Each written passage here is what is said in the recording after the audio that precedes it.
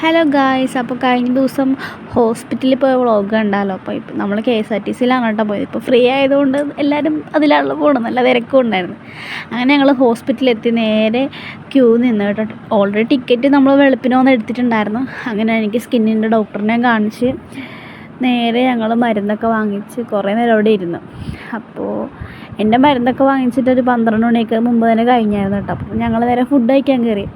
അവർ രണ്ടുപേരും ഊണും ഞാൻ അപ്പവുമാണ് കേട്ടോ കഴിച്ചത്. എനിക്ക് രാവിലെ മുതൽ ഒന്നും കഴിക്കാത്തത് കൊണ്ടിട്ട് എനിക്ക് ഊണ് തിന്നാൻ്റെ ഒരു മൂടുണ്ടായിരുന്നില്ല. പിന്നെ ഞാൻ അപ്പവും കടലയും ചായയൊക്കെ കുടിച്ച് അമ്മയും ചിറ്റയൊക്കെ ഊണും കഴിച്ചു കേട്ടോ.